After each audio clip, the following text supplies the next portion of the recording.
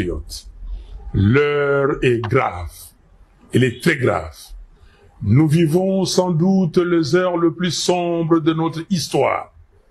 La balkanisation de notre pays que l'on redoute depuis 1960 n'est plus une menace lointaine. Elle est en marche, à grands pas. Nous devons l'arrêter. Et pour cela, je m'adresse solennellement à 3 compatriotes, Corneille Nangaa, Joseph Kabila et Félix Tshisekedi. Monsieur Nangaa, je vous en conjure, cessez d'être complice des massacres de nos frères et sœurs. Cessez de livrer notre sol, nos vies et nos ressources aux forces étrangères.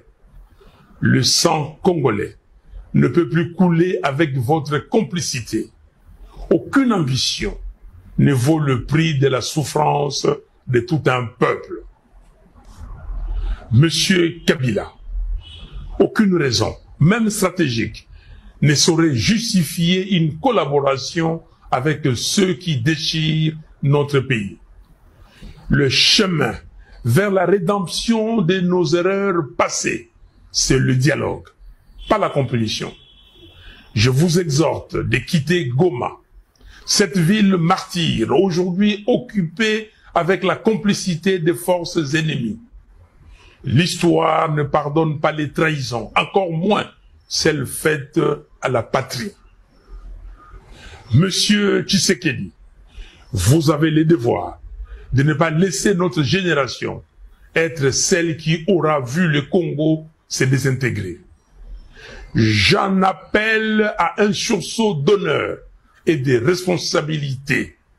Je veux vous voir, non pas pour une faveur, mais pour une discussion directe, sans faux semblant, sans compromission, mais par patriotisme, afin de trouver une issue digne à cette crise existentielle.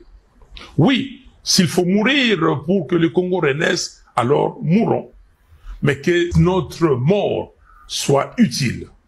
Que ce combat soit celui pour la résurrection nationale. Peuple congolais, dressons nos fronts longtemps courbés.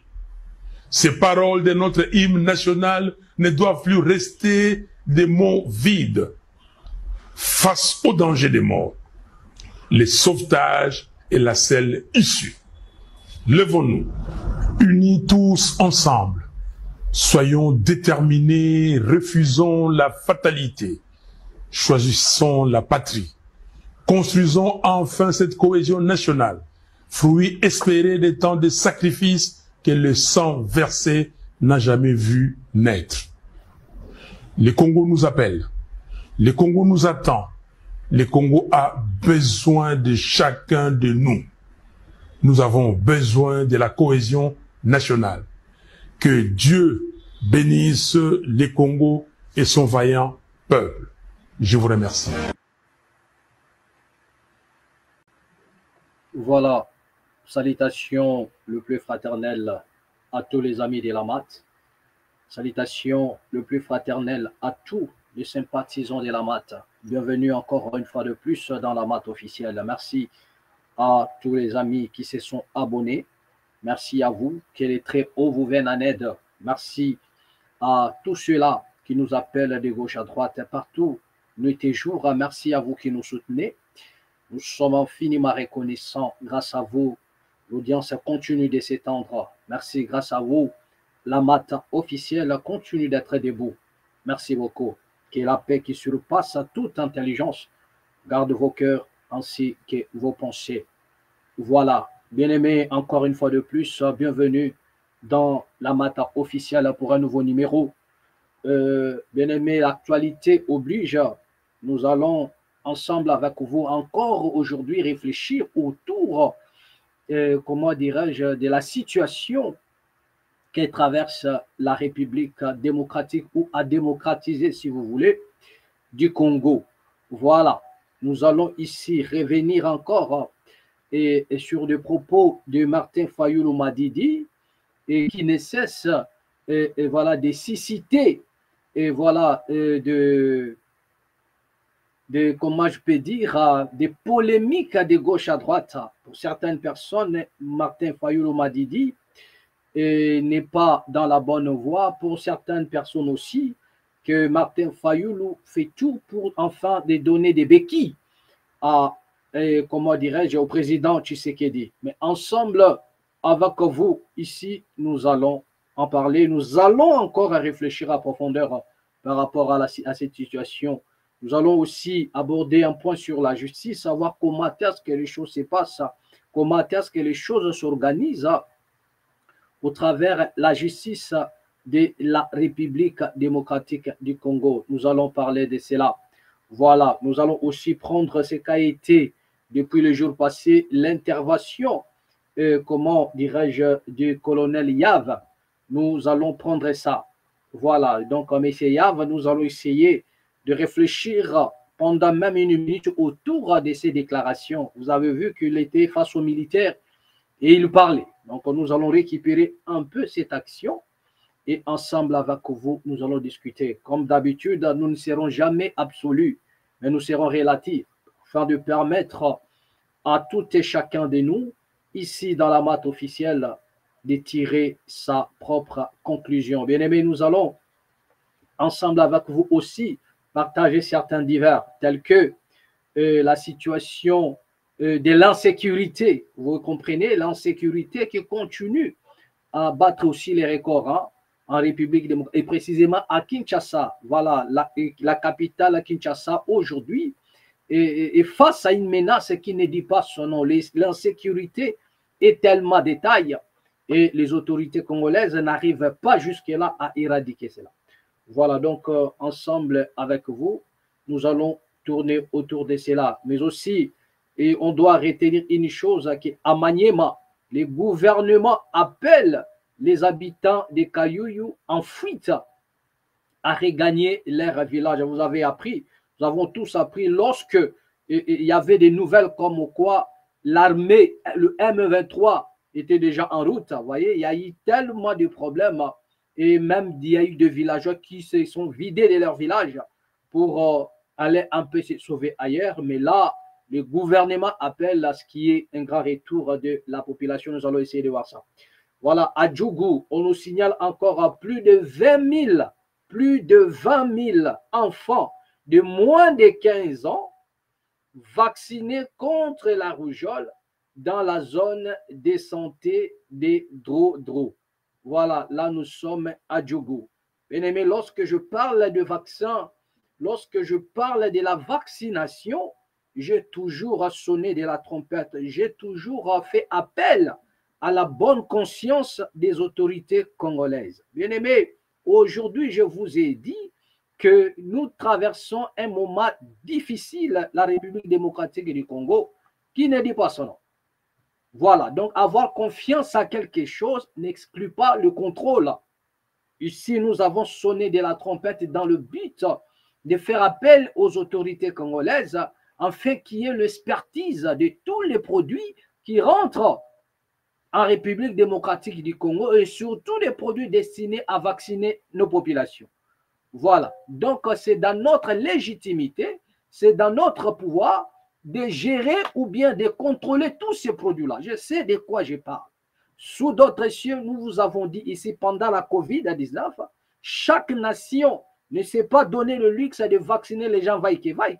Il fallait faire le contre-expertise de chaque vaccin et enfin de savoir si le vaccin ne peut pas causer du tort. Vous comprenez? Aujourd'hui, nous ne pouvons pas tout dire ici à la télé, mais je vous ai révélé quand même des choses que parmi les armes qui sont utilisées dans le monde pour détruire aussi un peuple, le vaccin aussi en fait partie.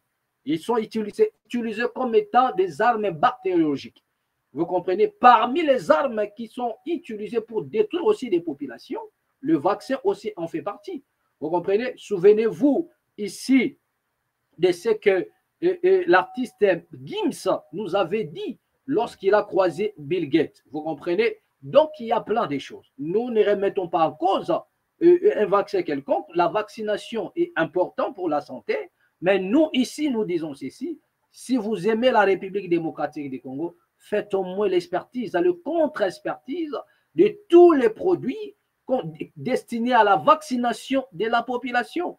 Vous avez besoin de cette jeunesse pour demain. Vous comprenez? Donc, essayez un peu d'élargir votre esprit, votre connaissance, et puis vous comprendrez pourquoi est-ce que nous insistons ainsi lorsqu'il s'agit de la vaccination. Très, très important. Voilà, donc partagez la vidéo au maximum et puis sonnez cette trompette de part et d'autre. Voilà ce que nous disons. Voilà. Et là, on nous a signalé que plus de 20 000 enfants de moins de 15 ans ont été vaccinés. Vous comprenez? Nous ne voulons pas ici parler de l'impact qu'a certaines vaccinations dans le pays qui sont considérés comme étant des pays tiers-monde. Vous comprenez? Mais nous appelons humblement aux autorités congolaises de faire le contre-expertise de tous les produits destinés à la vaccination. C'est très important. Voilà. Si vous voulez prendre le temps de voler l'argent et laisser la population à la merci de tous ceux qui veulent voir les Congolais disparaître de la carte, tant pis pour vous. Voilà. Mais la justice et le jugement surgiront de quelque part. La justice et le jugement, j'ai dit, surgiront de quelque part. Voilà. C'est ce que nous allons ensemble avec vous partager. Voilà. Donc on nous signale encore du côté de Tchopo, plus de 160, plus de 1600 cas de choléra enregistrés depuis le début de l'année. Voilà, donc les autorités congolaises toujours doivent mettre les moyens en marche dans le but de sauver la population. Vous comprenez? Voilà, au lieu de prendre l'argent destiné à soigner la population, vous voulez, donc ayez un peu, si vous avez un cœur, vraiment un cœur d'homme, un cœur d'animal, si vous avez les cœurs, vous comprenez, vraiment des chairs, pas un cœur de pierre, prenez soin de cette population qui souffre déjà. Donc on ne vous demande pas trop, demandez juste de rendre service, vous comprenez, à la population congolaise. C'est de ça qu'il s'agit. Et nous sommes encore à Massissi où l'on nous signale qu'il y a recrudescence des cas d'impox dans le secteur des Katoï. Là, nous sommes à Massissi. Voilà. Et on nous signale encore enfin, pour finir, en Ituri, des milliers d'enfants privés d'actes de naissance à Djougou. Des milliers d'enfants privés d'actes de naissance à Djougou. Le pourquoi? Nous allons essayer rapidement et de voir cela. Bien aimé, nous sommes ici à Djougou. On nous signale dans la province de l'Ituri, plusieurs milliers d'enfants de Djougou, centre de villages environnants, ne disposent pas d'acte de naissance. Les parents sont contraints de parcourir des dizaines de kilomètres pour enregistrer leurs enfants dans le chef-lieu des entités coutumières, faute d'un bureau de l'état civil à Djougou, chef-lieu du territoire. Parmi 10 femmes interrogées à Djougou Centre sur cette question, une seule a affirmé avoir enregistré ses enfants à Fataki, une entité située à une trentaine de kilomètres. Les 9 autres n'ont jamais effectué cette démarche, faute d'un service d'état civil à Djougou Centre. Pire encore, certains parents ignorent l'existence de ces services ainsi que l'importance de l'enregistrement de naissance. Une mère de 4 enfants dont l'aîné est âgé de 9 ans connaît pour autant l'importance de l'acte de naissance, mais aucun de ses enfants n'en possède. J'ai 4 enfants ici. Ce service n'existe pas. Je sais que l'acte de naissance est important, mais il n'y a aucun bureau où je pourrais les enregistrer, confie-t-elle. La situation est similaire dans plusieurs autres entités de l'Ituri qui ne disposent pas non plus des registres de naissance au sein des services de l'état civil. L'activiste des droits de l'enfant, David Ramazani, déplore une violation flagrante de ses droits fondamentaux, pourtant protégés par la loi portant protection de l'enfant et convention relative aux droits de l'enfant ratifiée par la République démocratique du Congo. Le territoire de Djougou est l'un des plus affectés par les violations des droits de l'enfant en Ituri, principalement à raison de l'insécurité persistante, a-t-il affirmé. Il plaide pour l'implication des autorités compétentes afin de rétablir à ces enfants dans leurs droits et leur garantir une identité légale. Voilà. Bien-aimés, nous étions obligés de lire cela. Pour nous sabino motema mabe ya bakonzi oyo bazoluka kodiriger mboka. Que ce soit du côté du gouvernement, que ce soit du côté de ceux-là qui prétendent changer des choses, je ne sais pas moi comment.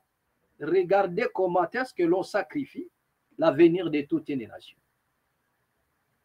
On sacrifie l'avenir de toute une nation. Les enfants sont en train de naître, il n'y a pas d'acte de naissance. Croyez-vous que c'est en vain? Privé de ce droit fondamental, d'avoir l'acte de naissance. C'est-à-dire que qu'est-ce qui prouve que vous êtes né ici? Rien du tout. Qu'est-ce qui prouve que c'est dans l'acte de naissance où l'on prouve un peu insuffisance qu'on est né ici et on appartient à telle famille. C'est parmi les documents qu'on peut brandir sur le plan administratif. Cela ne suffit pas seulement de dire que je suis l'enfant de tel. Mais regardez comment est-ce que l'avenir est hypothéqué dès le bas âge. Vous comprenez? Et nous ne réfléchissons pas à ces termes. Que voilà un peu comment est-ce que la nation congolaise est détruite par ses propres fils. Je ne sais pas, est-ce que nous n'avons pas des autorités qui ont la réflexion? Qu'est-ce qui coûte aux autorités de ces coins-là? Qu'est-ce qui coûte aux autorités congolaises? Qu'est-ce qui coûte à ceux qui dirigent la nation? Qu'est-ce qui coûte à ceux qui occupent tous les 4 coins de la République? De donner l'acte de naissance. Mais comment on peut rendre la vie impossible à la population? Comment? Je sais pas, bien aimé, moi je vous ai toujours dit que c'est une malédiction pour les Congolais d'avoir ce genre de dirigeants que nous avons aujourd'hui, que ce soit du côté du pouvoir, que ce soit du côté des rebelles, des gens qui veulent détruire encore la nation. Le Congo n'a pas de chance. Ça, c'est une vérité la plus absolue. Comment déjà, les Congolais n'ont pas la carte d'identité. Il y a des gens qui naissent et qui meurent et qui n'ont jamais vu la carte d'identité. Nous ne connaissons pas. C'est-à-dire que le seul peuple étranger sur sa propre terre, sur sa nation, ce sont les Congolais. C'est le seul pays au monde où les gens n'ont pas la carte d'identité. À l'heure où nous sommes en train de parler, je ne sais pas s'il y a un autre pays. Écrivez-moi dans les commentaires, donnez-moi les noms de ces pays-là où les citoyens n'ont pas la carte d'identité. C'est le seul pays en plein 21e siècle où les gens n'ont pas la carte d'identité. Donc cela veut dire, vous êtes étranger dans votre propre pays, sans pour autant le savoir. Parce qu'il n'y a qu'un étranger qui n'a pas la carte d'identité. Il n'y a qu'un étranger. Mais comment un enfant du pays se dit congolais? Mais prouvez-nous que tu es congolais. Alors, il a mis sa carte d'électeur. Mais la carte d'électeur, c'est ça, ce n'est pas l'identité de la personne. C'est le seul pays au monde où il n'y a pas la carte d'identité. Et ça scandalise la personne. Les autorités congolaises spécialisées dans le vol des détournements des deniers publics, ils voyagent, ils partent, ils bakendaka partout ailleurs. Ils fréquentent, je ne sais pas mal de pays. Ils voient que eux-mêmes, ils ont des cartes d'identité. Parce que la plupart des autorités congolaises ont les doubles nationalités. Ils ont des doubles nationalités. Ils ont des identités d'autres pays. La raison pour laquelle ils s'en foutent éperdument. Comment pouvez-vous diriger une nation? Comment pouvez-vous occuper un secteur? Et vous ne souciez pas de ce que le peuple n'a pas la carte d'identité. Mais c'est quoi l'avenir de cette nation alors? C'est quoi l'avenir du Congo? Donc le Congo ne sait pas où il va. C'est comme si c'est un pays fantôme, un pays qui fait semblant d'exister, mais en réalité n'existe pas. Parce que s'il faudrait seulement regarder les normes, vous allez voir que le Congo, c'est un pays fantôme. Et ça ne sert à rien de voir les ennemis du Congo ailleurs. Pourquoi n'arrive? C'est-à-dire que qu'est-ce que les enfants là ont fait pour ne pas avoir l'acte de naissance? Pourquoi l'acte de naissance doit encore poser un problème dans un pays où déjà les citoyens n'ont pas la carte d'identité? Quand nous allons dire des choses, vous allez dire que non, nous sommes en train de spéculer. Mais la raison, c'est clair, bien aimé. C'est parce qu'on veut faire des Congolais un apatride. On veut faire des Congolais des apatrides. On veut faire des Congolais des peuples sans terre. Donc, priver des droits des terres. Ils ne doivent pas être identifiés. Et on doit remplacer des par d'autres. Parce que vous n'avez pas de preuve d'avoir été né là. C'est-à-dire que tu n'as pas de... Je suis né où? Je suis né ici. Montre l'acte de naissance. Il n'y en a pas. Mais vous allez voir qu'il y aura d'autres qui vont vous brandir les actes de naissance comme quoi ils sont nés dans ces coins-là. Mais vous allez vous poser la question. Nous, on n'a pas, nos enfants n'ont pas eu d'acte de naissance. Ils n'ont pas eu d'acte.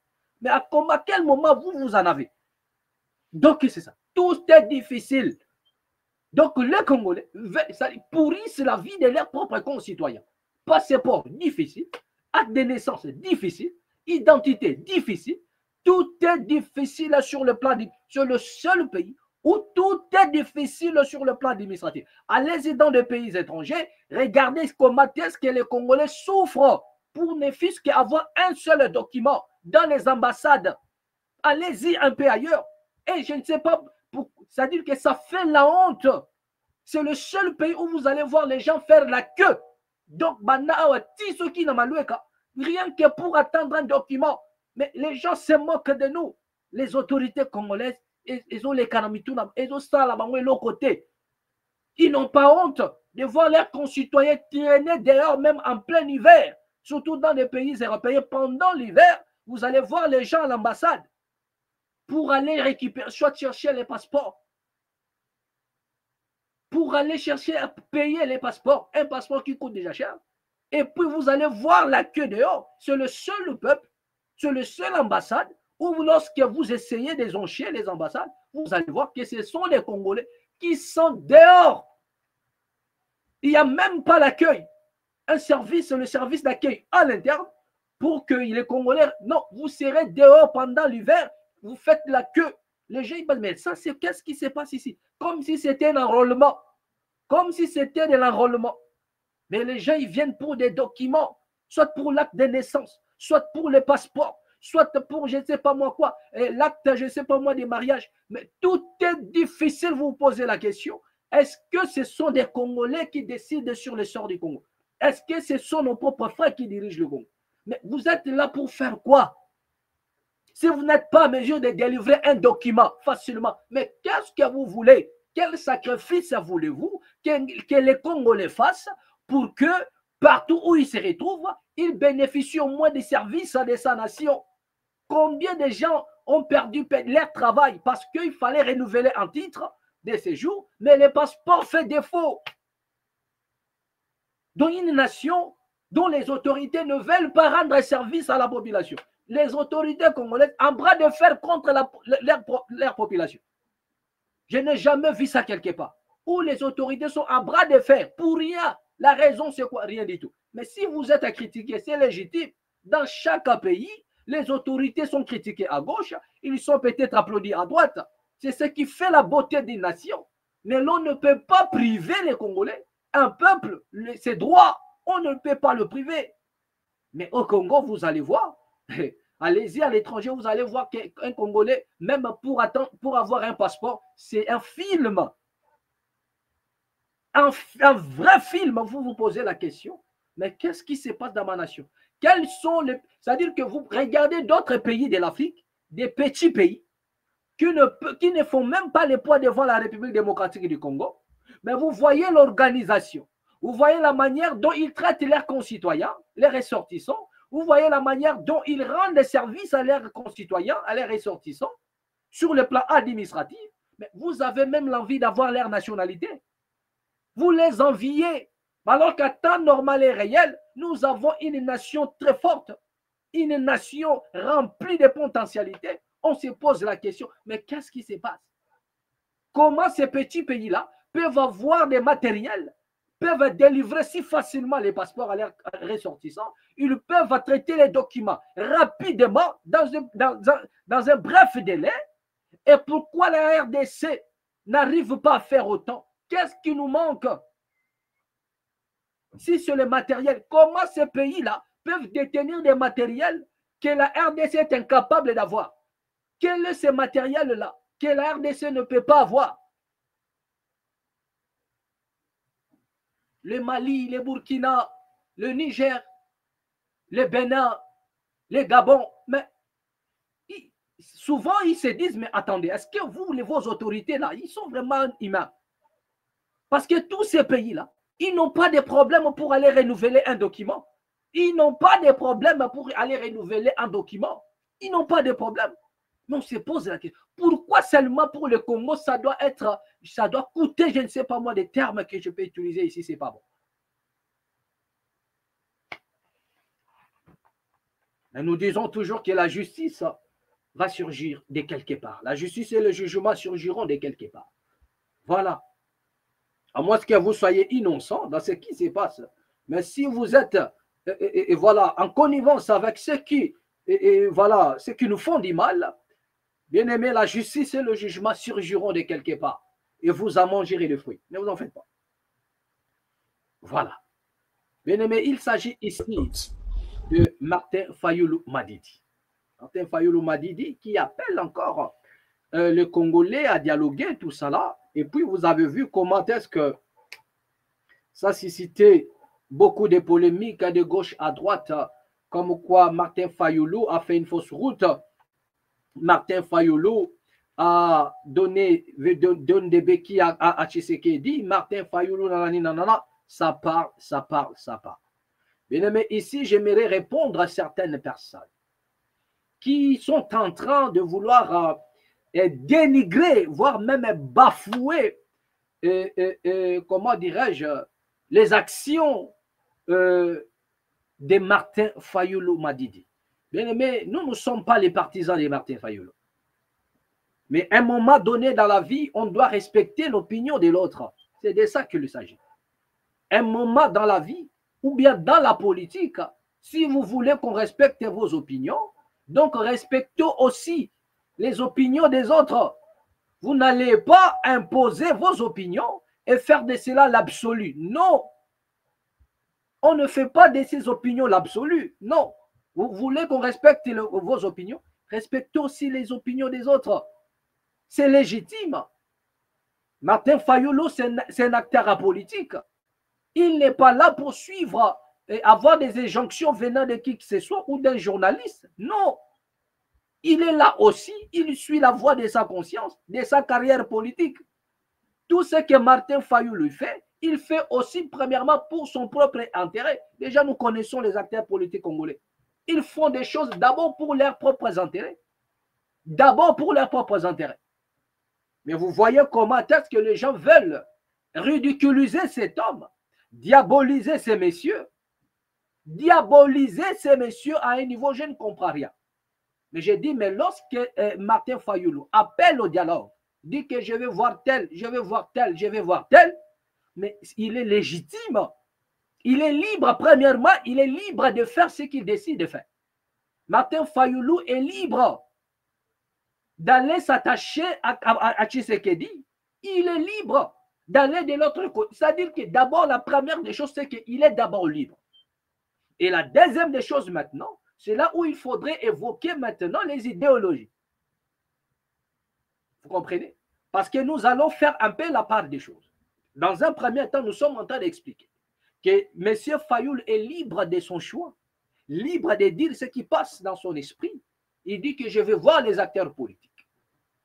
Nous voulons voir un Nanga, Kabila et Tshisekedi. Quand bien même, et nous autres aussi, nous ne partageons pas cela. Pourquoi? Parce que on ne peut pas résoudre un problème par des problèmes. Les acteurs politiques que monsieur a cité, M. Fayulu a cité, ils font partie des problèmes. Mais est-ce que c'est avec les problèmes qu'on doit résoudre les problèmes? Je ne sais pas. Je crois que vous avez la réponse. Nous posons une question, nous posons les problèmes. Est-ce que c'est avec les problèmes? Parce que parlant de Nanga, parlant de Kabila, parlant de président Tshisekedi, c'est les trois là qui forment le problème aujourd'hui du Congo. Mais est-ce que c'est avec le problème qu'on résout un problème? Question mark. Je crois que vous avez la réponse. Mais la raison pour laquelle nous dit, premièrement, Fayulu est libre. Fayulu est libre. On ne peut pas l'interdire, dire que non, pourquoi tu as fait ça? Non. Ce n'est pas un enfant. Il sait ce qu'il est en train de faire. Donc, si vous voulez qu'on respecte vos opinions, respectez aussi les opinions de Martin Fayulu. Ça ne sert à rien de les chambarder parce que vous avez une appartenance. Parce qu'il y en a des journalistes que nous connaissons aujourd'hui qui sont pro-Katumbi, qui sont pro-Kabila, qui sont pro-Nanga, mais qui ne veulent pas seulement le dire ouvertement, mais nous voyons par leur façon de faire comment on peut s'opposer à toute action que Martin Fayoulou peut proposer. Et surtout, si Martin Fayoulou parle de Tshisekedi, on doit tirer de tous côtés contre lui. Nanani, nanana. Moi, je dis peut-être la démarche n'était pas bonne, mais l'idée de voir tout le monde en fait de parler n'est pas si mauvaise. Dans toutes les nations, il y a toujours le pourparler. Mais seulement nous avons dit, est-ce que c'est avec le problème qu'on doit résoudre un problème?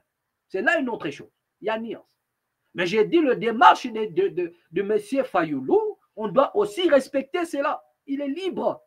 Qui sait si c'est au travers de ces démarches que nous aurions et la lumière sur ce qui se passe en République démocratique du Congo? Qui sait? Personne. Mais tellement nous avons des gens qui ont déjà leurs penchants, qui ont déjà leurs idées, qui sont des pros. Telle personne, tout ce que Martin Fayoulou dit, voilà aujourd'hui, il veut donner du béquille à Joseph Kabila. Mais pourquoi vous voulez seulement que ces messieurs ici partent en exil? Pourquoi? Parce que sous les yeux de Fayoulou a vu tout le monde presque, les acteurs politiques partir en exil, fuir le Congo. Mais c'est comme si la présence de Fayoulou à Kinshasa dérange certains journalistes, dérange certains opposants. Ils veulent aussi voir, c'est-à-dire que la chose qui va confirmer que Fayoulou est sincère dans sa lutte, c'est de voir en exil. C'est de voir Fayoulou en exil. Non, frère. Fayoulou, il sait comment il joue sa carte. Il ne veut pas se retrouver en tôle du jour au lendemain. Donc nous devrions aussi respecter cela. Vous n'allez pas l'encourager parce qu'on va l'arrêter. Vous n'allez pas l'encourager parce qu'il va se retrouver en tôle. Non, ou bien en exil. C'est de ça qu'il s'agit. Vous allez voir les gens, oh non, Fayoulou, nanani, il est déjà corrompu. Mais attendez, est-ce que cet homme n'est pas libre de ses mouvements? Et les mêmes personnes qui sont en train de les taxer aujourd'hui, je ne sais pas moi, les corrompus, le même personne là, fallait voir. Heureusement qu'il y en a des images. Il fallait voir hier comment est-ce qu'ils ont parlé de Joseph Kabila. Hier, pour eux, Kabila était un animal à abattre. Hier, Kabila n'avait aucune chance. Vous avez des vidéos. Mais aujourd'hui, ce sont des adorateurs de Kabila. Ce sont des gens qui implorent même la clémence de Kabila. Mais hier, nous avons le vidéo. C'est ça l'homme congolais. La même personne qui a insulté Kabila, qui a craché, qui a dit que non, Kabila était il y a même un homme, un journaliste qui a dit Kabila, c'est la pire malédiction pour le Congo. Mais aujourd'hui, c'est lui maintenant qui est devenu le chantre faisant l'apologie de Kabila, demandant du faveur ou bien le pardon même à Kabila. Mais hier, il a traité Kabila de la malédiction pour le Congo. Mais à quel moment cette malédiction est devenue une bénédiction pour le Congo? Heureusement, nous autres ici, nous n'avons pas fait l'apologie de qui que ce soit et nous n'avons pas insulté qui que ce soit. Pourquoi? Parce que nous sommes dans comment notre réflexion est large. Nous n'étions pas dans les sensationnels. On ne nous a pas payé pour dénigrer une telle personne. Parce que la plupart de ces journalistes-là, aujourd'hui, ils se bombent les torses. J'ai 100 000 abonnés, j'ai 150 000 abonnés. Mais c'est normal que vous ayez plus d'abonnés. Parce que ce sont les abonnés. Ce sont des partisans de tous ces gens-là, avec qui vous êtes en collaboration, qui se sont abonnés dans vos chaînes. Vous êtes des pro-Katumbi, des pro-Kabila, mais ce sont leurs adeptes, ce sont leurs partisans, leurs militants qui s'abonnent dans vos chaînes. Donc, c'est normal. Ce sont les militants de ces gens-là qui s'abonnent dans vos chaînes. C'est normal que vous ayez plus d'abonnés. Mais dans la réflexion, c'est nul. Vous pouvez avoir 100 000 abonnés, mais dès lors que votre réflexion tombe à plus bas, vous êtes nul. Nous, dans la maths, nous sommes en train de nous relever, non parce que nous avons comment des caméras à gauche, à droite, ou bien non parce que il y a des gens qui nous soufflent pour faire de nous, je ne sais pas moi, des stars de la télé. Non. Nous n'avons pas, nous ne sommes pas connivence avec qui que ce soit pour se faire tristement célèbre. Mais nous posons, c'est-à-dire que nous utilisons notre matière grise, notre intelligence via la situation de la République démocratique du Congo et nous posons les problèmes. Ce n'est pas que nous avons des gens qui vont nous dire que voilà, il y a telle chose, après nous sommes là rien que pour répéter. Et afin d'être considéré comme étant un super journaliste ou bien un grand journaliste, mais nous posons les problèmes avec notre propre intelligence. La maths, nous demandons à ceux qui nous suivent de s'abonner dans la maths. Et ceux qui se sont abonnés, ils se sont abonnés parce qu'ils nous ont fait confiance. Ils ont cru à nous. Mais ce n'est pas parce que nous appartenons, je ne sais pas moi, et nous sommes pro une personne, pro Katumbi, pro Kabila. Non. Mais la différence avec eux, il y en a même l'autre qui se dit pasteur. Il se dit pasteur. Je me pose la question, c'est qui pasteur en Webebana. Parce qu'à un moment donné, tu dois aussi consulter même ta propre croyance pour voir comment est-ce que les choses se passent. Même si tu n'arrives pas à comprendre les choses, politiquement, dans tes analyses, mais étant croyant, tu peux même consulter ta propre croyance et voir comment est-ce que Dieu organise, fait des choses. Vous allez comprendre. Vous allez comprendre. Vous allez comprendre. Mais nous le savons bien. C'est parce que les gens veulent aussi aller goûter au miel. La raison pour laquelle ils font du bruit. Donc pour eux, voir Fayulu parler du dialogue, non,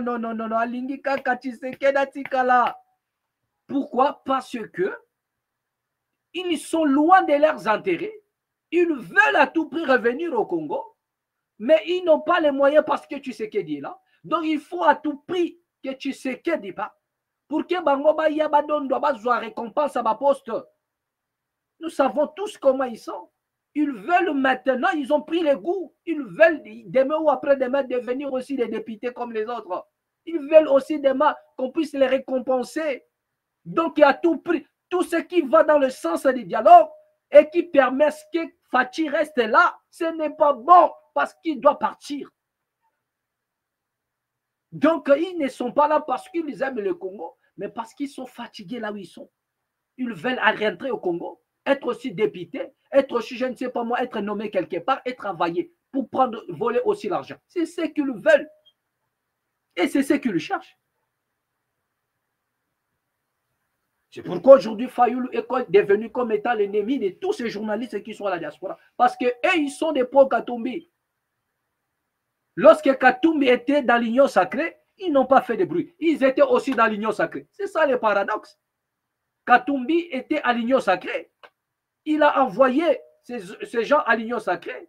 Ils sont partis prêter main forte à comment dirais-je, à Tshisekedi. C'est que Martin Fayulu n'a jamais fait. C'est que Martin Fayulu n'a jamais fait. Et lorsqu'ils ont fait ça, voilà, et ils n'ont pas condamné Fayulu, et ils n'ont pas condamné Moïse Katumbi. Ils n'ont pas condamné. Mais aujourd'hui, quand c'est Fayulu, c'est tout un problème. C'est tout un problème. Mais on doit quitter un peu le sensationnel et comprendre que chaque acteur politique est libre de ses mouvements, libre de ses actions, libre de choisir avec qui travailler. C'est la fin qui justifie toute chose. C'est la fin qui justifie toute chose. Aujourd'hui, il y a des journalistes qui font l'apologie de Nanga. Il y en a même l'autre qui nous dit, il faut voir le baka merci à Nanga. Il faut dire merci à Nanga. Parce que sans Nanga, mais le Tshisekedi a changé la constitution. Et ceux qui Tshisekedi a changé la constitution, Bakoniatabino loko la bakayansa. Est-ce que ma constitution va parce que Corneille Nanga Aya, il faut dire toujours merci à Nanga. J'ai regardé cet homme et il s'est dit aussi pasteur. J'ai dit vraiment, c'est pitié, pitié pour lui. Pitié pour lui et il s'est dit pasteur. Pitié pour lui. Donc on doit dire merci à Nanga. C'est-à-dire que celui qui dit ces choses, c'est un pasteur. Il s'est dit pasteur. Et l'homme, oh Yazolo Batolo, mais la merci. C'est l'homme qui a pris les armes et qui a tué des milliers de Congolais. C'est-à-dire qu'il a le sang des Congolais entre ses mains. Vous avez vu le journaliste qui a fait l'interview avec monsieur Corneille Nangaa. Il a dit, ça fait 3 jours que je suis ici. On tue tous les jours. On tue tous les jours. Et tous ces sangs, c'est dans le maire de Nangaa. C'est lui le responsable. On dit, on tue ici tous les jours. Ça fait 3 jours. Non, on nous attend partout. Il dit, comment on peut vous attendre à Mbuji-Mayi? Comment on peut vous attendre, je ne sais pas moi, où, à Lubumbashi, pendant que là où vous êtes, vous n'arrivez même pas à contrôler la situation. Je suis ici depuis 3 jours. On tue les gens. Vous avez cette interview. Vous avez vu ça. Nangaa a dit, où est-ce que vous avez vu qu'on est en train de tuer? Mais le monsieur dit, il ne peut pas dire des accusations fausses contre Nangaa. Il dit, je suis ici depuis 3 jours. On ne fait que tuer. Vous n'avez pas le contrôle de la ville dont vous dirigez. Ce monsieur a dit la vérité à Nangaa. Mais vous allez voir un journaliste, parce qu'on s'occupe de lui. Nous, on ne donne pas l'argent. Nous ne sommes pas financés par qui que ce soit. Nous ne faisons pas la politique. C'est-à-dire, cette chaîne, nous sommes fiers de notre chaîne parce que nous sommes en train d'évoluer avec notre propre effort. Nos amis nous font confiance, ils sont en train de s'abonner. Non parce que nous appartenons à une telle personne, non parce que nous sommes pro-Katumbi, nous sommes pro-Kabila, et puis ils sont soutenus, on vous soutient matériellement. On vous envoie de l'argent, vous êtes payé, on vous envoie des sommes d'argent. Il y a des gens qui viennent vous voir pour vous donner de l'argent, vous achetez des matériels, voilà pourquoi vous évoluez ainsi. Mais nous, c'est avec les amis de là-bas que nous demandons humblement ici de s'abonner, tranquillement, sans problème. Non, il faut dire merci à Nangaa. Comment, j'ai dit, mais est-ce que ce monsieur connaît vraiment ce que c'est une nation?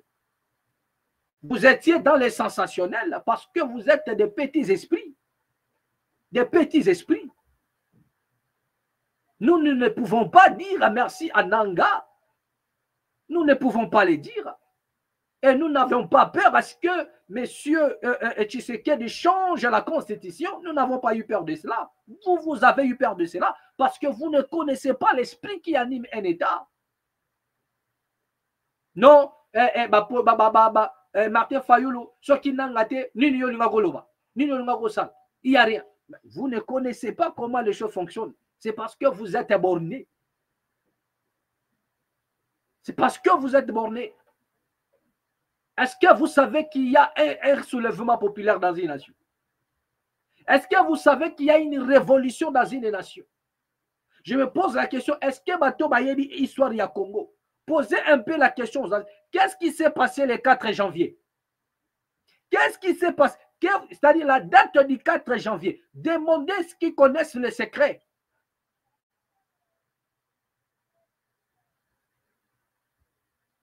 Pendant que vous voyez, comment dirais-je, Tshisekedi s'éterniser au pouvoir, vous n'avez pas l'alternative, vous voyez Nangaa comme la solution. Nous ne voyons pas que Nangaa, nous ne voyons pas Nangaa comme la solution.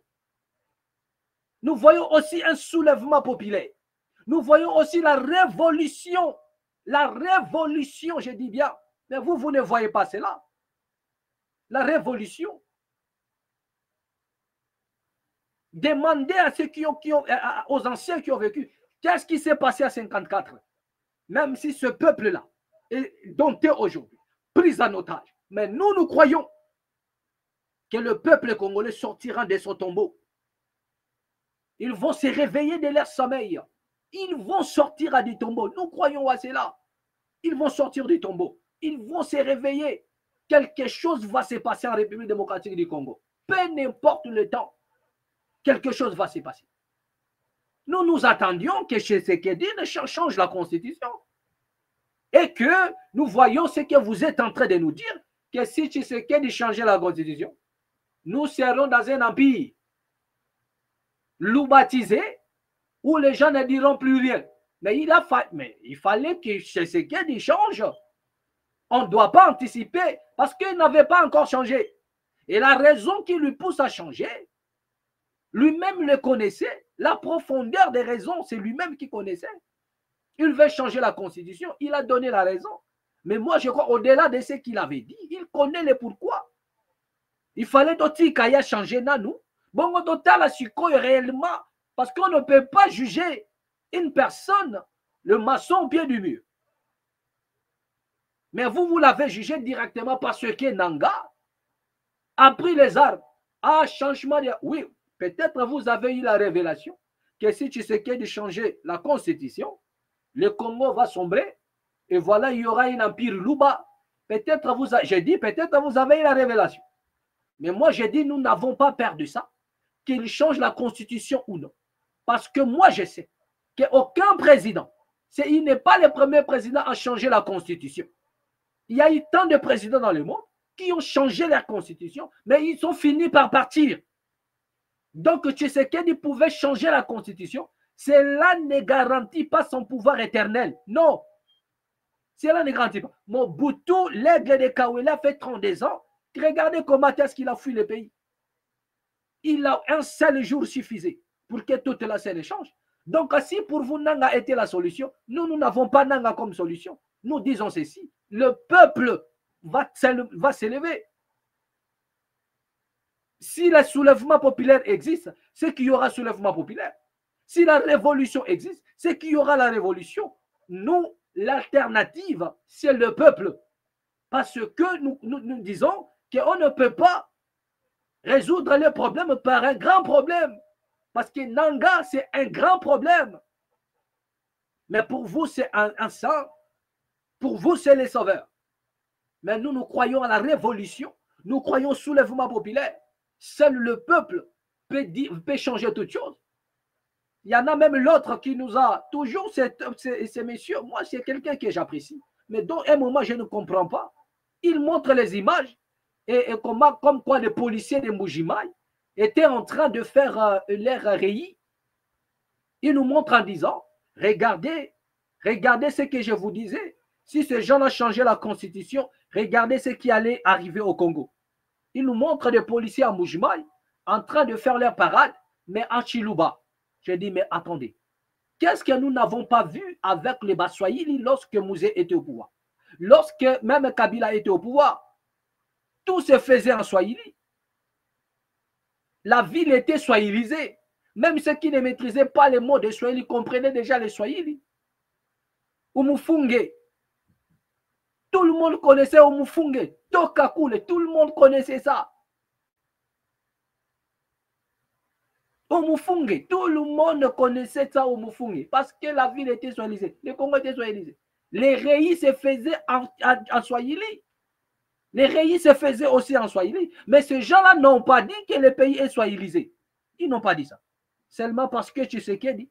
Parce qu'à Mbujimaï, il y a des militaires. Mais la plupart de nos frères qui sont à Mbujimaï, ils sont à Chiluba.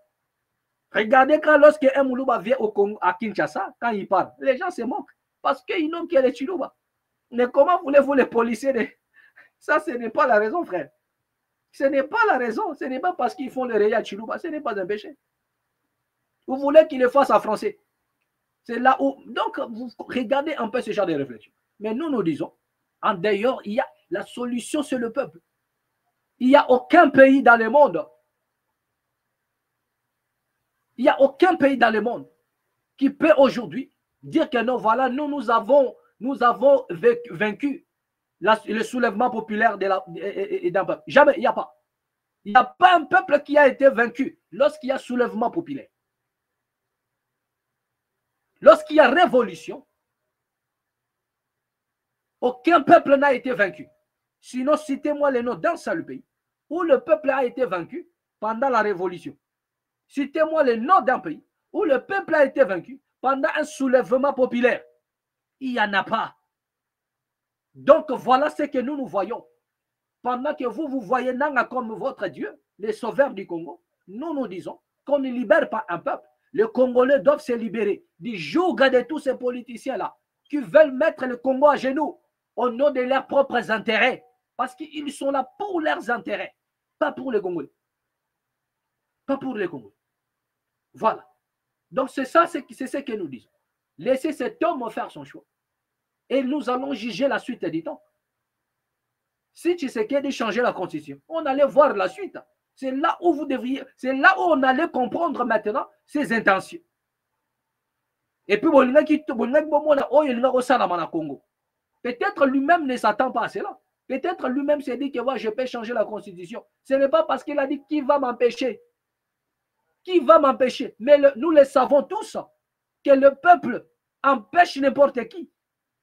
Allez-y en France, vous allez voir. Le peuple a empêché les rois. Un roi qui était puissant, mais il a été guillotiné. La population s'est levée et personne ne peut arrêter un peuple qui s'élève. Il n'y a même pas une bombe qui peut arrêter un peuple qui s'élève. Il n'y en a pas parce que vous ne consultez pas l'histoire ou bien vous faites semblant parce que vous appartenez, vous voulez plaire à vos bourreaux, vous voulez plaire à vos chefs qui vous envoient, qui vous soutiennent financièrement et matériellement. Il n'y a aucune bombe qui peut arrêter un peuple qui a décidé de changer les choses. Il n'y en a pas. Voilà notre approche. Donc, nous n'avons pas eu peur que Tshisekedi change la constitution. Par contre, vous avez eu peur parce que vous avez pour sauver des humains. Nous n'avons pas pour sauver un humain. Mais la révolution est là. Le soulèvement populaire est là. Et la révolution sera populaire, spirituelle et physique. Le Congo sera purifié d'une manière ou d'une autre. Voilà sur quoi nous croyons. Donc, la deuxième des choses, nous dirons ceci par rapport à Martin Fayulu. Ce qui pousse encore aux autres de critiquer aussi Martin Fayulu, nous avons dit, ici nous posons les problèmes, nous disons une chose, c'est-à-dire quoi? Nous faisons la part des choses. Ce qui pousse encore aux gens de critiquer Martin Fayulu, c'est parce que nous avons constaté une sorte de transhumance. Une sorte de transhumance dans les actions de Fayulu, si on peut se le permettre. Le même Fayulu, à un moment donné, s'était rallié à Kabila. Fayulu est parti vers Kabila à un moment donné. Nous avons vu dans des communiqués, vous avez vu, qu'ils avaient formé une équipe comme quoi il fallait se retrouver quelque part. Fayulu, comme Moïse Katumbi et Kabila. À un moment donné, Fayulu n'était plus avec Tshisekedi. À un moment donné, Fayulu était avec Kabila. Mais quand Fayulu était avec Kabila, il était avec Kabila toujours avec ses propositions de chercher la paix. Là, ça ne posait aucun problème. Là, ça ne posait aucun problème. Et il est parti vers Kabila à ce moment-là, parce que Kabila n'était pas lié à M23 encore. Il n'y avait rien qui pouvait inculper, il n'y a rien qui pouvait nous faire croire que Kabila est en connivence avec le M23. Rien du tout. La raison pour laquelle Fayulu aussi s'était donné le luxe d'aller vers Kabila et de former une équipe. Pourquoi jusque-là Moïse Katumbi ne s'affiche pas avec, comment dirais-je, le M23? Pourquoi Moïse Katumbi ne s'affiche pas? Mais nous le savons bien qu'il est en train de les soutenir. Il ne peut que soutenir toutes les actions qui vont à la contre, c'est-à-dire qui s'élèvent contre Tshisekedi. Moïse Katumbi va soutenir cela, mais il ne veut pas s'afficher, il ne peut pas se manifester, parce qu'il sait, une fois Moïse Katumbi se manifeste, qu'il est en connivence avec le M23, ça va changer encore le contexte, ça va changer un peu la donne. Regardez, remarquez avec, comment dirais-je, comme Kabila, on élève les immunités parlementaires et de Kabila. On interdit à ce que son parti politique en évolue. On enlève, on les retire l'agrément. Attendez, vous voulez que cela arrive aussi à Fayulu? Qu'on retire son agrément? Qu'on retire l'agrément comment décider? Mais attendez, c'est ce que vous voulez que comme la paix Tshisekedi et Fayulu. Donc on empêche maintenant, comment dirais-je, au Fayulu, c'est de s'exprimer, d'évoluer. Parce qu'à l'heure où nous sommes en train de parler, il y a une débandade dans les camps de Kabila. Ce qui est vrai. Et surtout ceux qui sont à Kinshasa. Parce qu'ils ont l'interdiction premièrement de sortir. Donc vous voulez que ce qui est arrivé à Kabila arrive aussi à Fayulu. Non mais Fayulu ne veut pas de cela. Il faut comprendre. Il ne veut pas de cela. Il s'est affiché avec Kabila. Il est parti, il a parlé que nous allons parler. Nous allons voir former une opposition avec Kabila. Parce qu'à ce moment-là, Kabila ne s'était pas encore prononcé. Il n'était pas à Goma. Il n'était pas à Goma. Mais maintenant qu'il est à Goma, donc Fayulu ne trouve plus la raison d'aller former une équipe avec Kabila. Il ne trouve plus la raison. Au risque qu'il soit taxé directement que non, il est en connivence aussi. Parce que si Fayulu part ou bien cherche à communiquer, à former une équipe avec Kabila, automatiquement, il devient l'ennemi de Tshisekedi, l'ennemi du Congo, il devient automatiquement l'ennemi du pouvoir en place. Donc, c'est la preuve. Vous ne pouvez pas être en équipe avec Kabila et ne pas soutenir le M23. C'est un paradoxe. Donc, Fayoulou connaît tout ça parce qu'il réfléchit. Donc, il préfère rester neutre. C'est pourquoi il dit, je vais voir Nanga, je vais voir Kabila, je vais voir Tshisekedi. Pas pour le poste, mais pour parler du pays. Mais aussi, je dis aussi ceci à M. Fayoulou d'être prudent. Parce que Bisoto Loba n'est pas d'autre. Hein. D'être prudent aussi. Parce que Fayoulou le sait bien. À un moment donné, il avait demandé de voir à Tshisekedi. Tout ça, il avait demandé un dialogue. Le président l'a envoyé aller se balader. On doit se le dire. Mais c'est Tshisekedi a envoyé Fayoulou aller se balader. Après quoi, il a dit comme quoi, et ça parlait déjà partout, comme quoi Fayoulou a Luka poste. Et pendant ce temps, on l'avait dénigré.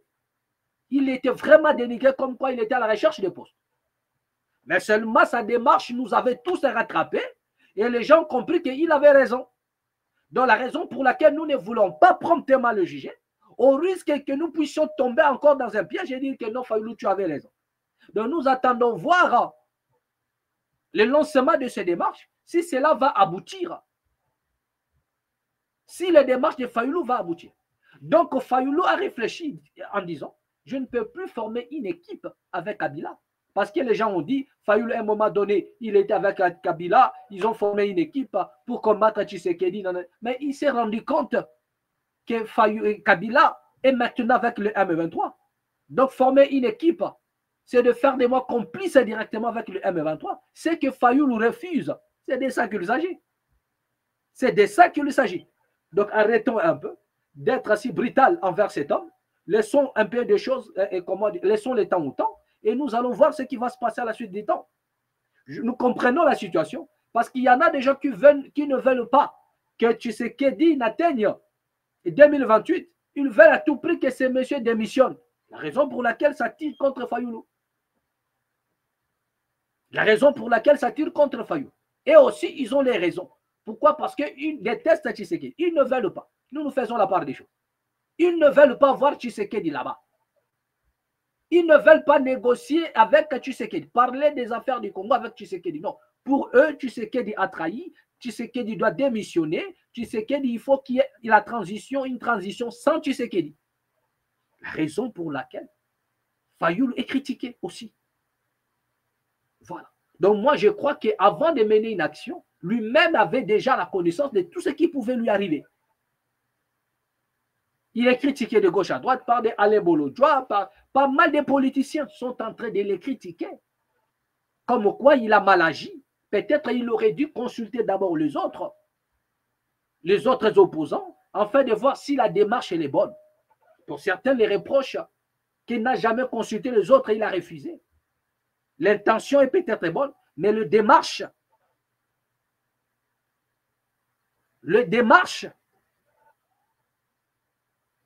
donc c'est de ça qu'il s'agit. Donc nous disons, laissons les temps au temps. Nous allons voir ce qui va se passer après. Nous allons voir ce qui sera. Et nous allons voir à la profondeur de la pensée de Fayoulou lorsqu'il parle de croiser tous ces gens. Mais est-ce que ça va aboutir? Maintenant, au finish, on doit se poser la question. Après avoir beaucoup de Fayoulou, est-ce que ça va aboutir? Est-ce qu'il y aura des résultats? Moi, je peux déjà conclure. Pas comme un prophète. Mais avec une lecture intelligente de la politique congolaise, on peut déjà conclure qu'il n'y aura pas un aboutissement. Cela ne peut qu'accoucher d'une souris. Donc, il n'y aura pas l'aboutissement. Si je pourrais peut-être être absolu là-dessus, est-ce que cela va aboutir? Est-ce que les démarches vont produire quelque chose? Ah, nous ne croyons pas que cela peut aboutir quelque part. Pourquoi? Parce que nous connaissons les acteurs politiques congolais. Ils font tout pour leurs propres intérêts. À tout moment, ils peuvent changer de casquette. Et puis, au Tikaliwana malheureux, avec ton dialogue dans la bouche, mais personne ne te reçoit et personne ne fait ce que tu veux. Nous avons vu les abbés, nous avons vu les prêtres catholiques ici, SCC, aller voir, ils sont partis même là-bas. Ils sont allés voir Kabila, ils sont allés voir Kagame, ils sont allés. Mais où en sommes-nous? Si le dialogue des prêtres n'a pas marché, Le prêtre eux-mêmes se sont levés. Ils ont fait un peu l'expertise. Le tour, si vous voulez. Ils sont allés voir tous ces gens-là, tous ces politiciens-là. Mais ça n'a pas apporté quelque chose. Est-ce que c'est avec Fayou, le vieux? Est-ce que c'est avec vous que nous allons sortir de cette crise? Est-ce que c'est avec vous que nous allons sortir avec ça? C'est-à-dire, nous allons voir. Nous ne voulons pas être absolus et te barrer déjà la route avant le temps. Mais nous disons ceci. Via ce qui s'est passé déjà, nous pouvons déjà comprendre que les mêmes causes produisent les mêmes effets. C'est qu'il n'y aura pas la réponse adéquate. C'est qu'il n'y aura pas la solution. Pourquoi? Parce que chacun veut ses intérêts. Parce que là, nous nous retrouvons dans le système de FCC cash. Kabila forever. Kabila doit revenir ou Kabila doit partir. Entre Kabila et Tshisekedi, à qui faire confiance? À qui faire confiance entre les deux? Vous avez la réponse. À qui faire confiance? À qui faire confiance? Parce que aussi longtemps pour Kabila, Tshisekedi sera là-bas. Est-ce qu'il y a aucun Ramabo qui à la Bongi? Jamais. Kabila ne pourra jamais. Mais aussi longtemps, Kabila aussi sera là, en train de faire ses maligances, je ne sais pas moi quoi. Tshisekedi ne pourra en aucun cas fermer l'œil. Parce que dans ses calculs, Kabila, c'est Kabila. Et pendant ce temps, le pays est en train de sombrer. Le pays est en train de sombrer. Voilà. Le pays est en train de sombrer.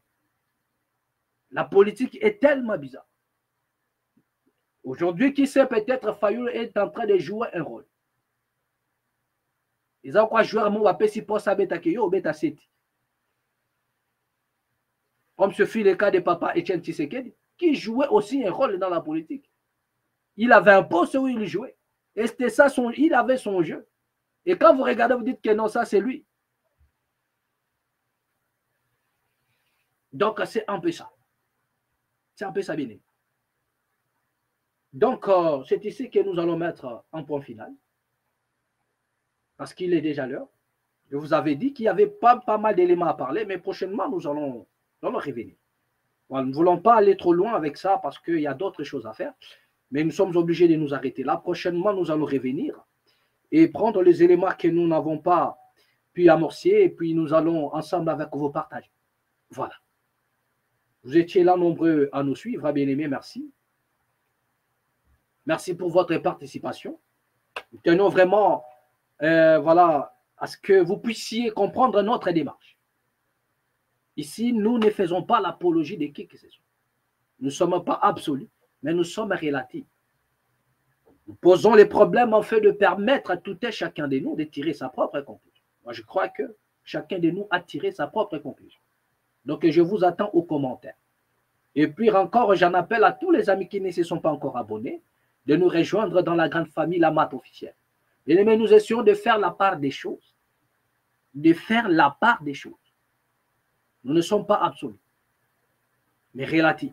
Et permettre à tout un chacun de nous de donner sa propre contribution.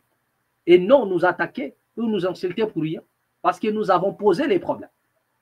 Nous n'avons pas été absolus, je le répète. Nous ne sommes pas absolus, nous sommes relatifs. Donc, ceux qui comprennent, ils comprennent déjà. Merci à vous. À nous revoir prochainement et au prochain numéro. Toujours ici, dans La Mat officielle. Amen.